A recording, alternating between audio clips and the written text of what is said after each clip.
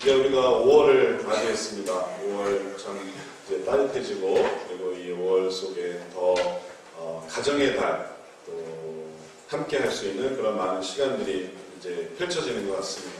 근데 이 5월 우리 첫 주가 또 어린이날이에요. 오늘이 5월 5일 어린이날입니다. 어린이들로서는 좀 손해본 것 같기도 할 것 같습니다.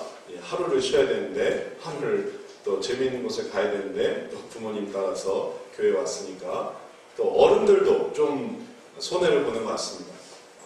또 주일이 어린이날이다 보니까 하루를 더 쉴 수 있었는데 쉬지 못하는 그런 아쉬움이 있습니다. 그래서 대체 휴일제라는 걸 통해서 앞으로 뭐 이런 일이 있을 때 그거를 좀 방지할 수 있는, 또 쉴 수 있는 그런 제도를 마련한다는데, 그거는 좀 어떻게 될지 좀 더 두고 봐야 될 것 같습니다. 여하튼 우리는 5월 첫 주, 그리고 또 어린이날을 맞이하고 이 시간 이제 예배를 드리고 있습니다. 여러분은 이 어린이날에 한번 생각을 해볼 때 언제 어린이의 호칭을 뗀다 이렇게 생각이 드십니까? 우리가 언제 어린이가 아니라 이제 학생 혹은 어린이가 아니라 어른의 수준이 된다고 생각하십니까? 만약에 우리 자신이 너무 그 기억이 가물가물한다면 우리 자녀들을 한번 생각을 해보십시오.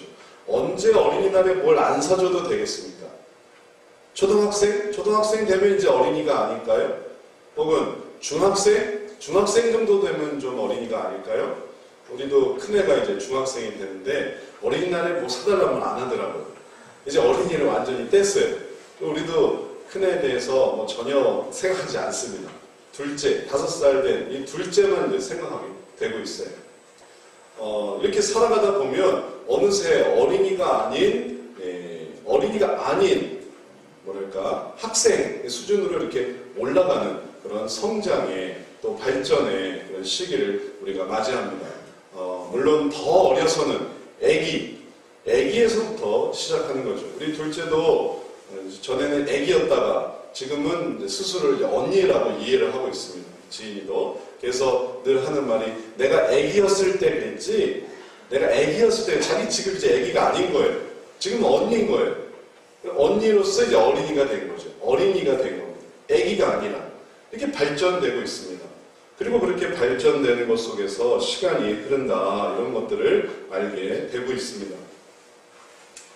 우리가 이렇게 삶 속에 시간이 흐르고 성장과 발전을 거둔다라는 걸 생각해보면 우리의 신앙도 그런 생각을 해볼 수 있을 것 같습니다.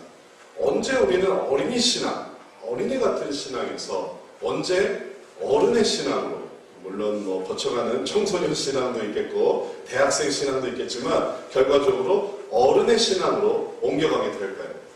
도대체 그 기준이 뭐겠습니까? 뭐가 어린이 같은 신앙이고 뭐가 어른 같은 신앙이 되겠습니까? 어린이에 대해서 한번 생각을 해보는 거예요. 신앙적으로 우리는 성장을 합니다. 그리고 또 시간이 흐릅니다. 그리고 지금까지의 일들에 되게 익숙해지게 됩니다. 그러면 익숙해지게 됐다, 이게 어른이 되는 것일까요? 또 신앙생활을 하다 보면 또 교회가 성장하기도 합니다. 그래서 내가 만났던 그런 수준의 사람들보다 더 많은 사람들을 만나게 됩니다. 교회가 성장하게 되는 것이 내가 성장하는 것일까요? 또 생활을 하다 보면 이 교회에서 또 저 교회로 옮기게 됩니다. 그러면 또 때로는 큰 교회로 가기도 합니다. 또 더 큰 어떤 기관에 소속되기도 합니다. 그러면 성장하는 것일까요? 이 교회에서 저 교회, 작은 교회에서 큰 교회, 그럼 그게 성장하게 되는 것일까요? 도대체 신앙의 성장이란 뭘까요? 한 군데 꾸준히 있으면서 커져가는 그게 성장일까요? 아니면 옮겨다니면서 하는 게 성장일까요? 뭐가 신앙의 성장일까요? 저희 둘째도 이번에 좀 성장을 하게 됐습니다. 그래서 이제 다니던 어린이집, 가정보육 어린이집에서 이제 기관, 유치원으로 이제 옮기게 됐어요. 처음에는 싫어하더라고요. 왜냐하면 거기에 너무 익숙한 거예요. 그리고 이제 몇 살 때부터 다녔지? 아기 때부터 다녀서, 그래서 아주 익숙하죠. 1년 정도 다닌 것 같아요. 선생님도 익숙하고, 그리고 아파트에 있는 어린이집인데 딱 가면 그게 너무 친숙한 거예요. 그리고 들어가면 벨 누르고 그 호에 들어가면 거기에 아이들이 기다리고 있습니다. 선생님이 맞이하고 주고 있는 거예요. 그 어린이집이 너무 익숙한 거예요. 그러다가 이제 더 이상 이제 5세가 넘어가니까 이 가정교육 어린이집을 다닐 수가 없더라. 이게 법적으로 그게 안 된대. 졸업을 해야 된대. 유치원을 가야 된다는 거예요. 그래서 유치원을 가게 된 거예요. 그래서 처음에 이제 유치원을 딱 가게 됐을 때 이제 우리는 걱정이 많았습니다. 과연 잘 적응할 수 있을까? 아니나 다를까? 처음에 가니까 좀 무섭다는 거예요. 처음엔 안 떨어지려고 하고.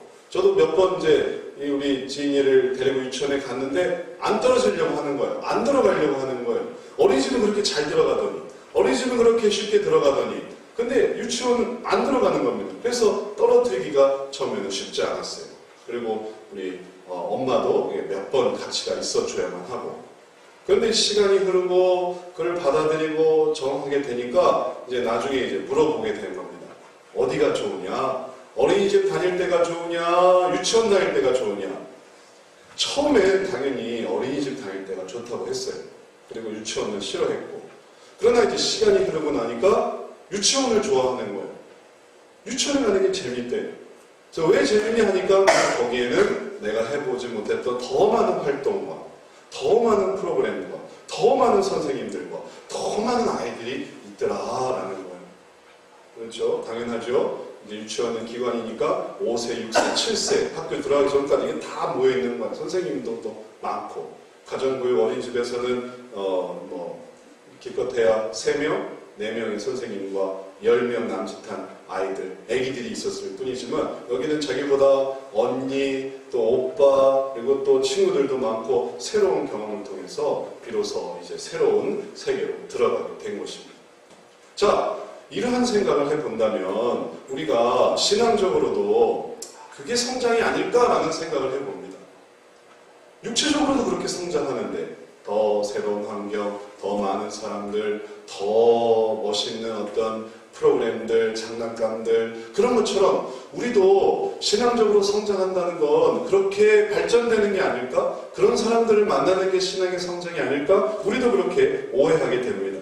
하지만 그게 결국 성장이 되었다면 표현이 달라지고 또 활동이 달라지고 그리고 태도가 달라지고 그리고 어떤 모습이 달라지는 정말 눈으로 보는 양적인 성장, 질적인 성장이 있어야 되는데 우리는 때로 신앙적으로 단지 그러한 성장을 맞이하지 못하는 그러한 경우를 보게 됩니다. 교회를 바뀌었지만 여전히 예전보다 더 못하게 되는 또 더 많은 일들을 하는 것 같지만 그러나 삶 속에서는 더 어려움이 있을 수 있는 그렇다고 그러면 계속 있는 게 성장인가? 그건 또 예전과 같은 정체라는 의미도 가질 수 있습니다. 그럼 이제 신앙에서의 기준은 무엇일까? 그것은 하나님과의 관계에 있습니다. 하나님과 내가 어떠한 관계에 있는가라는 것입니다. 하나님이 신앙의 기준이 되시는 것이에요. 그런 기준을 우리가 깨달을 때 그 속에서 진정한 하나님과의 가까움, 하나님과의 관계, 하나님과의 활동, 하나님과의 교제 속에서 진정한 신앙의 관계를 만들어가고 그제서야 비로소 성숙했다고 말할 수 있습니다. 이 그림을 한번 보십시오. 이 그림은 일출의 태양입니다. 일출의 태양은 보통 우리가 보는 태양과 너무나 다릅니다. 그 태양은 더 큽니다. 그 태양은 우리가 평소에 보는 태양보다 더 찬란하게 보입니다. 그래서 이걸 가지고 우리가 한번 우리 성도님과 한번 얘기한 적이 있어요. 왜 그럴까? 왜 일출의 태양은 보통 우리가 보는 태양보다 왜 더 클까? 그래서 어떤 분이 이 제안을 하기를 아마 가까워서 그런 게 아닐까요? 태양이 더 가까워서 처음에 일리가 있는 것 같아요. 일출의 태양을 보려고 하려면 우리가 지금 이제 서쪽에 있는데 동쪽으로 더 가야 된단 말이에요. 동해안으로 그래야만 이제 태양을 볼 수 있는 거예요. 동쪽으로 더 갔기 때문에 태양과 더 가까워진 것보다 이렇게 생각을 할 수가 있겠습니다. 그런데 가만히 생각해 보면 또 그게 좀 문제가 있어요. 왜냐하면 그러면 일본에서 보는 태양은 더 커 보일까요? 일본이 더 가깝잖아요. 미국에서 보는 태양이 더 가까울까요? 더 동쪽으로 간 거잖아요. 근데 알고 보면 지구는 둥글기 때문에 태양과 맞이한다는 이 개념은 결국 동쪽으로 간다 한들 별반 다를 게 없는 거예요. 왜냐하면 지구는 둥글기 때문에 너무 동쪽으로 가면 오히려 더 태양으로부터 멀어질 수 있는 겁니다. 그럼 뭘까요? 태양이 더 가까워진 게 아니라 무슨 의미일까요? 그래서 깨닫게 된 게 장애물이 없다는 것입니다. 장애물이 없는 거예요.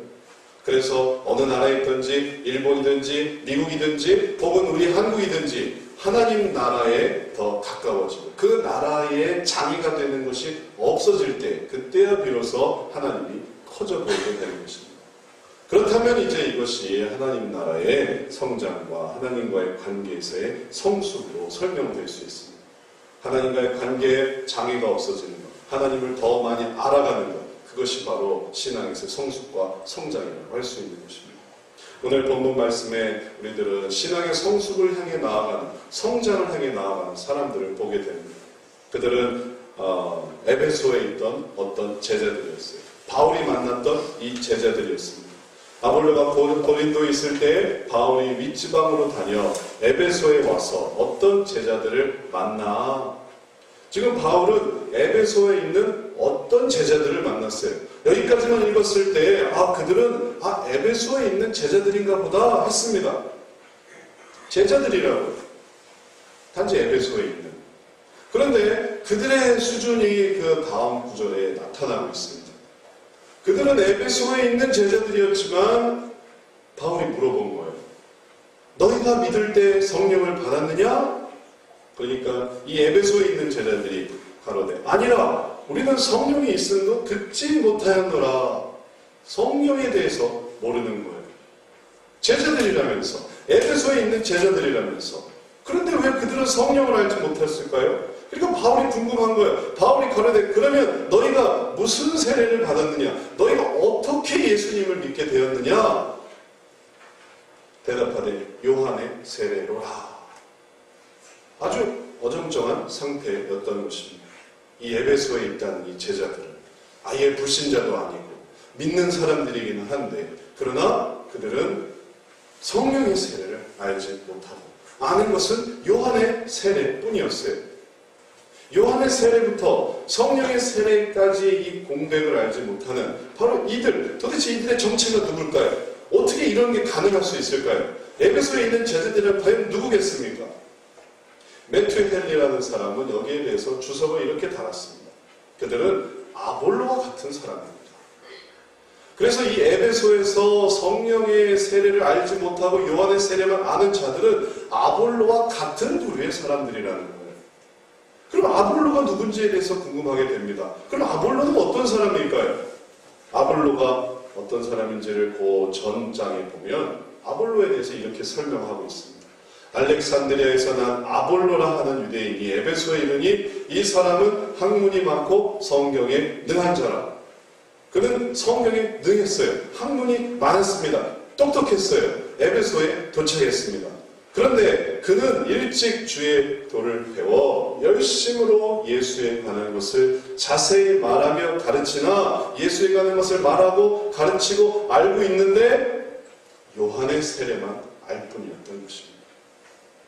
이 아볼로 같은 사람이 바로 우리가 보았던 에베소에 있던 제자들이었던 거예요. 이 아볼로는 예수 그리스도를 알고 있었습니다. 그러나 이 예수 그리스도에서 더 나아가지는 못했던 거예요. 왜 그랬을까 생각해보면, 추측해보면 그는 알렉산드리아에서 났습니다. 에베소에서 있었습니다.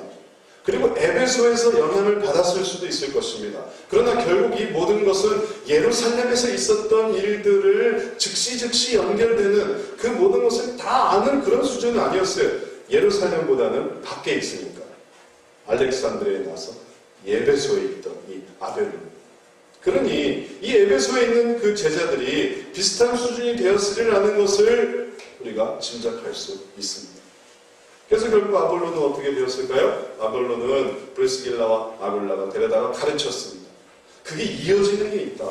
그게 후편이 있다. 예수의 세례, 요한의 세례로 끝나는 게 아니고 요한의 세례는 뭐냐면 회개하고 하나님의 나라를 준비하라라는 것이었어요. 그리고 오실 그분을 예비하라라는 것이었습니다. 그게 요한의 세례였어요. 그리고 요한의 세례를 통해 예수 그리스도를 맞이했습니다. 그런데 그 이후의 세례가 있다는 것, 예수님이 직접 세례를 주시지 않았지만 예수님께서 내가 승천에 올라가면 보혜사 성령님이 오실 것이고 그가 너희에게 가르치실 것이다. 그가 너희에게 임할 것이다 라고 말씀하신 대목이 있다는 것이 이 이후에 있었던 부분입니다. 그걸 아볼로는 브리스길라와 아볼로를 통해 배웠습니다. 그 전에 알지 못했던 것을 배우게 됐어요. 그래서 아볼로는 성장하게 되었던 것입니다. 이제 아볼로의 그런 일들을 생각해 보면 바울이 만났던 이 에베소에 있던 제자들의 경우도 마찬가지였습니다. 그들은 성장해야만 했습니다. 그들은 발전해야만 했습니다. 요한의 세례만 아는 정도로 끝나서는 안 됐습니다. 그 다음으로 나아가야만 했습니다. 이것이 바로 신앙적으로 어린이에 해당하는 것입니다. 신앙적으로 어린이라는 말은 무엇일까요? 그가 바보 같다는 뜻일까요? 그가 좀 부족하다는 뜻일까요? 신앙적으로 어린이라는 것은 그가 아직 모르는 게 있다는 것입니다. 하나님이 보입니다. 하나님의 태양이 나타납니다. 그러나 그 태양이 작게 보이는 거예요. 그렇게 크게 보이지는 않는 것입니다. 그러면 왜 그럴까요? 거기에 많은 걸림돌이 있기 때문에 그런 거예요. 몰라서 그러는 것도 있고, 그리고 또 알 수 없었던 것도 있고, 여러 가지 걸림돌이 있어서, 장애물이 있어서 하나님 그분을 알아가는 관계에 있어서 더 나아가지 못하고 그냥 멀리 있는 분으로 끝나는 거예요. 그게 바로 요한의 세례만 알고 있던 에베소의 제자들이었어요. 이제 자기가 어린이라는 걸 깨달았을 때, 자기가 뭔가 부족하다는 걸 깨달았을 때 그들은 겸손하게 다음으로 나아갔습니다. 다음은 어른이 되는 것이죠. 어른이 되기만 하면 되니까. 내가 부족했던 그 부분을 받아들이기만 하면 되니까. 그건 어려운 게 아닙니다. 그건 간단한 것입니다. 사모하면 되는 것입니다. 배우면 되는 것입니다. 다만 거부만 하지 않는다. 난 요한의 세례만 알 거야. 난 성령의 세례는 몰라도 돼. 난 요한의 세례로 만족해. 난 성령의 세례는 몰라도 돼. 성령의 그 정말 넘쳐 흐르는 충만 알지 못하도 돼. 나는 예수에서 잘 알고 신앙적으로도 학문적으로도 지식적으로도 나는 충만해. 요한의 세례로 만족해. 그럼 그는 진짜 어린이에요. 어린이에서 어른이 되기를 싫어하는 그냥 어린이일 뿐입니다. 그러나 이제 이것을 받아들이고 그것을 수용할 수 있다면 그는 이제 성장할 수 있는 거예요. 그 성장의 기회가 바로 여기에 있었습니다. 그래서 바울이 그들에게 성장의 기회를 주었어요. 바울이 가로되 요한이 회개의 세례를 베풀며 백성에게 말하되 내 뒤에 오시는 이를 믿으라 하였으니 이는 곧 예수라 하거늘 그들이 받았습니다. 바울의 이야기를 받았습니다. 자기가 모르는 부분이 있다는 것을 인정했습니다. 그리고 그 뒤에 이루어지는 일들에 대해서 소망을 가졌습니다. 아, 이게 끝이 아니군요. 요한의 세례가 끝이 아니군요. 뒤에 성령의 세례가 있군요. 그것에 대해서 소망했습니다. 그것을 믿었습니다. 들었습니다. 받았습니다. 그리고 주 예수의 이름으로 세례를 받았어요. 그들이 요한의 세례만 알고 있다가 주 예수의 이름으로 세례를 받았습니다. 예수님은 세례를 주시지 않았는데 예수님의 이름으로 어떻게 세례를 줄 수 있을까요? 왜냐하면 그것은 성령이 오셔서 하는 일이기 때문에 그런 것입니다. 이제 성령의 충만을 위해 그들이 다시 세례를 받고 그리고 그 세례 속에서 성령의 충만함을 사모했을 때 놀라운 일이 일어났습니다. 바울이 그들에게 안수함에 성령이 그들에게 임하심으로 방언도 하고 예언도 하니 모두 12사람쯤 되니라. 그들이 새로운 세계를 경험하게 됐습니다. 이전엔 알던 세계예요. 성경을 알고 학문이 있고 지식을 알고 아볼로와 같은 자들이었습니다. 그러나 그것으로 끝날 뿐이었죠. 그 이상으로 나아가지는 못했어요. 그러나 그 이상이 있다는 것을 깨달았을 때 그들이 그것을 받아들이고 그리고 그것을 수용했을 때 그것을 기쁜 마음으로 영접했을 때 그들에겐 성령의 충만이 임했습니다. 성령께서는 사람을 가리시는 분이 아니에요. 성령께서는 사람을 이렇게 보고 이 사람은 안 되겠다, 이 사람은 안 되겠다 하는 분이 아닙니다. 하나님을 사모하는 모두에게, 성령을 사모하는 모두에게 하나님은 성령을 충만히 내리십니다. 그래서 그들이 성령의 충만함을 받았어요. 성령이 그들에게 임하셨던 것입니다. 그래서 방언도 하고 그리고 예언도 했어요. 모두 12사람쯤 되었습니다. 자, 그렇다면 성령의 충만은 방언하는 것입니까? 성령의 충만은 예언하는 것입니까? 방언도 하고 예언도 하고 12사람쯤 되었어요. 그러면 이게 방언하고 예언하고 12사람쯤 되는 게 그게 성령의 결과라면 그럼 12사람을 만들어야 될 거예요. 방언하기 위해서 노력해야 될 것입니다. 예언하기 위해서 노력해야 될 것입니다. 그게 성령의 임재의 증거입니다. 그러나 그게 증거가 아닙니다. 그건 그냥 나타난 결과였을 뿐이지 그게 표지는 아니었던 것입니다. 방언받은 게 성령의 임재다, 예언하는 게 성령의 임재다라면 12사람이다 라는 것도 성령의 임재여야 되지 않겠습니까? 그건 환경이잖아요. 그건 상황이었습니다. 성령이 임재할 때 그런 일들이 있었다라는 거지, 그 일들을 이루기 위해서 성령의 세례 혹은 성령의 임재를 목표로 할 수는 없는 것입니다. 이제 우리가 여기서 깨달아야 되는 것은 하나님의 관계가 성장한다는 것입니다. 하나님과의 관계가 커져가는 것입니다. 이전에 알고 있던 그 이유를 알아가는 것, 예수님이 그 이후에 뭐라고 말씀해 주셨는지를 깨닫는다는 것, 배워간다는 것, 그리고 그것을 실제로 경험해 본다는 것, 그 속에서 하나님의 경험을, 하나님과의 관계가 성장하는 것입니다. 그러지 않고 만약에 방언이나 예언이나 주어진 어떤 겉모습에만 초점을 맞춘다면 그럼 또 놓칩니다. 그게 중요한 게 아닌데, 하나님과 관계가 중요하다고 했는데 여기서 방언을 했네, 여기서 또 예언을 했네, 여기서 12사람쯤 됐네, 이런 것에 집착한다면 그걸 만들기 위해서, 그런 환경을 만들기 위해서, 그런 어떤 분위기를 만들기 위해서 또 거기에만 초점을 맞춰서 정작 중요한 하나님과의 관계는 또 내버리고 말 것입니다. 그건 우리의 신앙생활에는 도움이 되지 않습니다.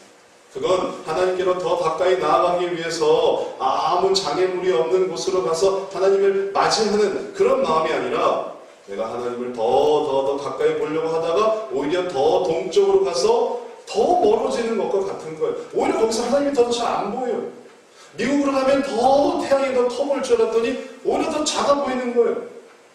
더 동쪽으로 가면, 유럽으로 가면 하나님이 더 잘 보일까? 아니요. 돌아가는 것입니다. 거기는 밤이 되어버렸어요. 이제 하나님을 본다는 건 하나님과의 관계를 보는 거지, 보이는 것, 나타나는 것, 드러나는 것, 거기에 초점을 맞추는 것이 아님을 알아야 합니다. 이것이 중요합니다. 제가 읽었던 재미있는 책 중에도 참 이걸 보여주는 좋은 책이 있더라고요. 그래서 제가 하나 소개를 드리고 싶어요. 아이들이 읽는 동화책인데 앤서니 브라운이라는 사람이 쓴 책이에요. 너도 바꾸시니? 라는 책. 저도 이걸 우리 사모가 우리 둘째에게 읽어주는 걸 이렇게 우연히 듣다가 너무 재밌어서 그걸 또 보게 되고 또 보게 되고, 제가 직접 보면서 킥킥킥거리고 웃게 되고 재미있었는데, 여기 보면 두 친구가 나와요. 여기 두 친구가 나오죠. 한쪽에 있는 친구는 늘 뭔가를 가지고 옵니다. 다른 친구들. 그러면서 이렇게 말하는 거예요. 너도 갖고 싶니? 모자를 가져와서 너도 갖고 싶니? 탈을 가져와서 너도 갖고 싶니? 자전거 갖고 와서 너도 갖고 싶니? 갖고 싶니? 갖고 싶니? 하는 거예요. 그런데 다른 친구는 대답이 없어요. 왜 대답이 없을까? 너도 갖고 싶니? 그럴 때 나도 갖고 싶어, 나도 그거 갖고 싶어 하면 좋을 텐데, 이 친구는 대답이 없어요. 왜? 가만히 보니까 이 친구가 대답이 없는 이유가 보이더라고요. 왜냐하면 갖고 싶지가 않은 거예요. 너도 갖고 싶니? 갖고 싶지가 않은 거예요. 왜 갖고 싶지가 않을까? 보니까 이 친구는 갖고 싶니? 라고 놀리고 그 다음에 자기만 갖고 놉니다. 자기 혼자 노는 거예요. 자랑만 하는 거예요. 그것을 같이 하려고 하는 게 아니라 그냥 내가 이런 게 있는데 너 이거 한번 갖고 싶지 않니? 놀리기만 하는 거예요. 그러니 이 친구가 대답하지가 않는 거예요. 그냥 그 친구를 불쌍히 볼 뿐이었습니다. 결국 대답하지 않는 친구는 관계의 중요성과, 그리고 정말 함께 하지 않는 그 어리석은 친구의 이기적인 마음을 불쌍히 쳐다볼 뿐이었어요. 그리고 여전히 나는 뭐 있어? 이거 갖고 싶니? 나는 저거 있어? 이거 갖고 싶니? 라고 말하는 이 친구는 정말 관계의 의미를, 그리고 함께 한다는 것의 진정한 의미를 잘 알지 못하는 것이었습니다. 오늘날 우리의 신앙생활에서 우리들은 너도 갖고 싶니? 너도 갖고 싶니? 라는 보이는 것, 겉으로 드러나는 것, 형식적인 것, 또 사물에 관한, 그리고 다른 사람에게 보여주기 위한 것, 이런 것들에 우리들이 집착할 때 우리들은 정말 중요한 것을 놓치게 되는 것입니다. 신앙적인 부분에도 혹시 우리가 그렇게 말하지 않습니까? 당신도 갖고 싶습니까? 내가 방언을 하는데 당신도 갖고 싶습니까? 내가 하나님께 축복을 받았는데 당신도 갖고 싶습니까? 내가 하나님께서 물질적인 이렇게 축복도 누렸는데, 건강의 축복을 받았는데 당신도 갖고 싶습니까? 라디오를 들면 기독교 라디오에서, 기독교 방송을 들면 기독교 방송에서, 또 신문을 보면 신문에서, 책임을 책에서 너도 갖고 싶니? 너도 갖고 싶니? 너도 갖고 싶니? 하나님으로부터의 온 그 무엇인가를 자기가 누렸고 그것을 이야기하면서 혹시 자랑하고 있지는 않습니까? 더 중요한 의미를 우리들에게 어쩌면 부럽게 만들거나 혹은 그러한 부분에서 우리들을 우울하게 만들거나 하지는 않습니까? 우리들이 정말 중요하게 봐야 되는 것은 하나님과 함께 하는 것이에요.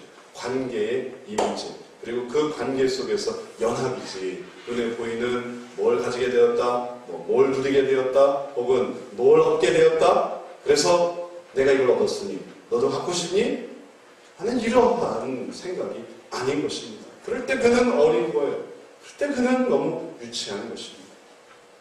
사도 바울이 이 에베소에 만난 이 제자들에게 바로 하나님과 함께하고 요한의 세례에서 성령의 세례로, 그래서 성령의 임재를 통해서 그들이 하나님을 더 알게 된 것을 기뻐했고, 그리고 나중에 바로 그 에베소에 있던 그 제자들, 그리고 그들이 교회를 세워서 하나의 교회를 만들었을 때 그들에게 편지를 썼습니다.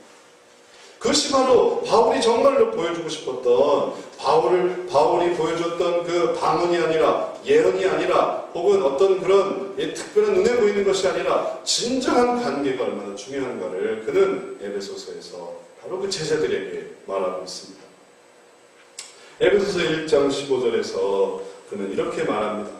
이를 인하여 주 예수 안에서 너희 믿음과 모든 성도를 향한 사랑을 나도 듣고 너희를 인하여 감사하기를 마지 아니하고 내가 기도할 때 너희를 말하노라. 자, 그들이 바로 에베소에서 자기가 안수해서 성령의 임재를 갖게 된 바로 그 제자들이란 말이에요. 그들이 교회를 세웠으니까. 에베소에 있던.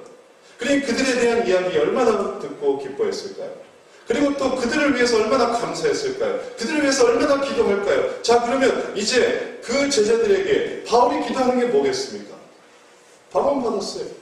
예언했어요. 이제 그들이 기도하는 게 뭘까요? 더 많은 방언? 더 많은 예언? 그런 걸 기도할까요?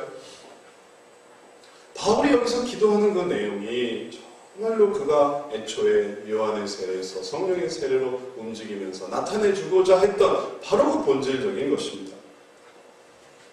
우리 주 예수 그리스도의 하나님 영광의 아버지께서 지혜와 계시의 정신을 너희에게 주사 하나님을 알게 하시고, 그는 하나님을 알게 하는 데에 초점이 있었습니다.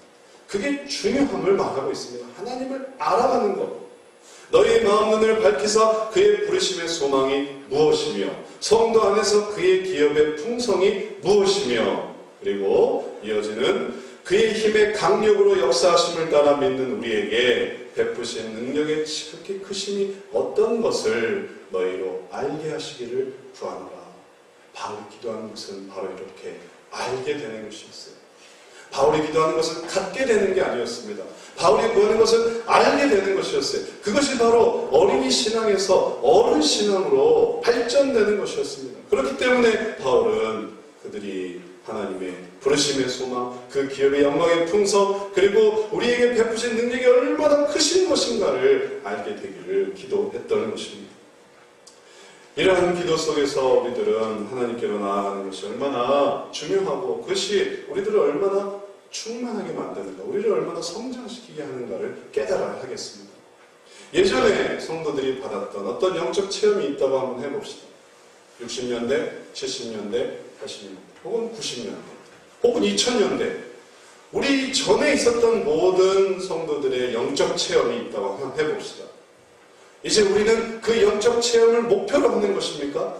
그들이 방언받았대, 그들이 예언받았대, 그들이 눈이 떠졌대, 그들이 아주 뜨거운 불을 받았대. 그러면 우리는 그 불 받았던 그 경험, 우리는 그 불 받았던 어떤 상황, 그들이 받았던 은사, 그들이 받았던 어떤 특별한 경험, 우리가 쫓고자 하는 것은 바로 그것입니까? 그들이 설사 혹시 너도 갖고 싶니? 내가 이걸 받았는데 너도 갖고 싶니? 너도 갖고 싶니? 라고 말할지라도 우리들은 그것을 봐서는 안 되는 것입니다. 왜냐하면 그것은 더 본질적인 것을 놓치게 만드는 것이기 때문에. 더 본질적인 것은 무엇일까요? 그것은 하나님 자신입니다. 하나님이 그것을 주셨다는 것이지, 그 시대에. 하나님은 이제 이 시대에 더 좋은 것을 주실 수도 있어요. 더 새로운 것을 주실 수도 있습니다. 그것이 우리들에게 끊임없이 펼쳐지는 부르심의 소망인 거예요. 나를 왜 부르셨는가? 나를 이렇게 부르셨구나. 그 기업의 영광의 풍성은 무엇인가? 야, 이 기업은 이렇게 풍성하구나. 우리에게 베푸신 능력은 얼마나 큰가? 야, 이렇게 크시구나. 이걸 깨달아가는 것, 주님을 알아가는 것, 그것이 우리의 신앙의 성장이고 발전이고 그것이 변화된 모습인 것입니다. 그러지 않고 이렇게 해서 하나님께로 더 나아가는 대로 가지 않고, 만약에 우리가 여전히 뭘 받았나? 뭘 누렸나? 뭘 얻었나? 그걸 얻을 수 있는가 없을까? 라만 생각한다면 예수님의 그 무엇을 생각하는 것인지, 하나님의 그 무엇을 생각하는 것인지, 하나님 자신을 생각하는 것, 하나님 그분을 생각하는 것은 아닌 것입니다. 그렇다면 이제 우리가 왜 아이들이 어느 순간 어린이날에서의 어떤 개념을 벗어서 어른이 되는가를 깨닫게 됩니다. 왜 우리 큰애는 더 이상 선물을 안 달라고 할까요? 우리 둘째는 어린이날이고 또 주변에서 어린이날이라 또 얘기하니까 어린이날 선물 사달라고 어제 저는 한참 어린이날 선물 골랐는데 왜 큰애는 그걸 안 달라고 할까요? 왜 거기에 대해서 더 소망이 없을까요? 왜 더 주세요 하지 않을까요? 이제 관계가 무슨 의미인지를 깨닫는 것입니다. 관계라는 게 있구나. 이 관계 속에서 성장하게 됐던 것입니다. 그래서 더 이상 이제 어린날 선물 주고받고 혹은 그것을 누리고 이런 게 중요한 게 아니라 이 속에서 내가 친구들과 뭘 할까를 생각하고 또 부모님을 어떻게 또 돌볼까를 생각하고 바로 관계의 의미를 깨달아가는 것입니다. 그는 어린이가 아닙니다. 그는 어른이 되어가는 것입니다. 성숙하는 거예요. 성장하는 것입니다. 우리도 마찬가지입니다. 우리의 신앙생활 속에서 우리들이 계속해서 익숙해질 때까지 더 받고 더 받아야 된다. 그런 생각을 하면 할수록 우리들은 어린이가 됩니다. 그건 어린이니까. 우리가 혹시 관계 속에서 하나님이 어떤 분이신지를 알고 그 부르심의 소망과 그 기업의 영광의 풍성과 우리에게 베푸신 그 능력의 크심을 알고 싶다가도 누군가 또 뭘 받아야지, 뭘 누려야지 할 때 우리는 거기로 떨어진다면 그거는 퇴보하는 거예요. 다 큰 어른이 아이 같아지는 것입니다. 우리는 거기에 휘말려서는 안 됩니다. 우리는 거기에 휩쓸려서는 안 됩니다. 우리는 계속 성장해야 됩니다. 그것이 우리가 더 성장했음을 보여주고 그렇게 성장했을 때 우리들은 놀라운 부분에 충만을 누리게 됩니다. 예전에 제가 저희 아이의 그 튜브를 바람을 넣어본 적이 있어요. 이게 큰 튜브였는데 이 튜브를 이렇게 안고 이제 물 위에서 타는 거예요. 이제 또 여름철이 되면 또 이제 튜브에 바람 넣는 일이 생길 텐데 예전 경험을 생각해 보면 이 튜브에 바람을 넣는데 저는 여기 보이는 이 꼭지에다가 바람을 넣고 이게 빵빵해질 줄 알았어요. 근데 이상하게 거기에 바람을 다 넣었는데 이게 빵빵해지지가 않는 거예요. 부풀어 오르지가 않는 거예요. 겉은 부풀어 오르는데 안에가 부풀어 오지 않는 거예요.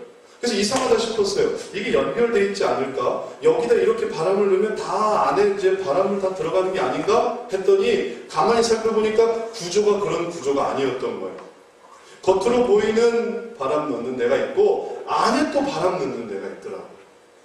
그래서 이제 비로소 이 안에 바람을 넣으니까 그때 거기가 충만해지더라고요. 그래서 이제 전체 튜브가 그 모습을 유지하게 되었습니다. 우리의 신앙도 마찬가지입니다. 우리는 다고다고 하지만 우리는 뭐가 있어야 된다고 하지만 그러나 우리의 삶 속에는 우리의 마음 속에는 우리의 영혼 속에는 채워져야 하는 어떤 부분이 있습니다. 그게 바로 관계입니다. 하나님과의 관계. 나와 하나님과의 관계. 그 관계를 생각하는 것이에요. 그거는 하나님께 축복받으면 다 돼. 하나님께 방언받으면 다 돼. 하나님께 예언받으면 다 돼. 천만의 말씀. 그 방언받았던 사람들 다 어디 갔습니까? 그 예언받았던 사람들 다 어디 갔습니까? 그 뜨거운 체험했던 사람들 다 어디 갔습니까? 그들이 정말로 하나님을 알아가고 있습니까? 그 기업의 영광의 풍성을 보고 있습니까? 그리고 그 능력의 지극히 크심을 알아가고 있습니까? 저는 저는 그건 보장되지 않는다라고 생각해요. 하여튼 제 경험상 방언을 받았었지만 혹은 예언도 받았었지만 은사도 받았었지만 그러나 하나님과의 관계가 없을 때 그것을 버려지게 됩니다.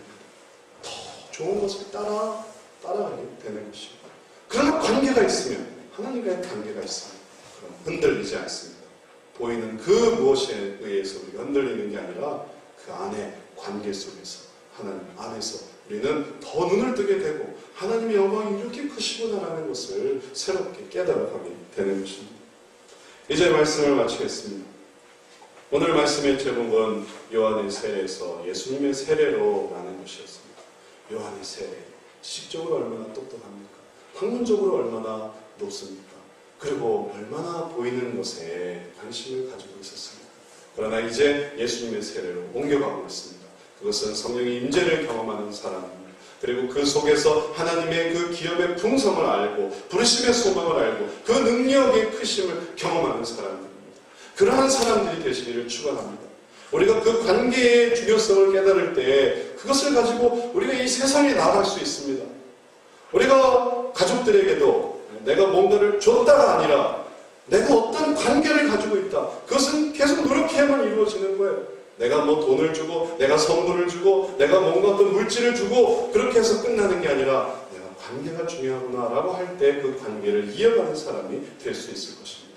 우리 교회에서도 내가 교회에 뭔가를 주고 내가 교회에 뭔가를 받고 그런 것으로 끝내는 게 아니라 이 속에 관계가 중요하구나 라는 것을 깨달을 때 하나님과의 관계 속에서 교회의 관계로 나아가게 될 것입니다. 그게 더 펼쳐질 때 우리 이웃에게로 우리의 사회에게로 관계로 나아갈 때 그 속에 우리들은 진정한 충만을 만끽하고 그것을 누리게 될 것입니다.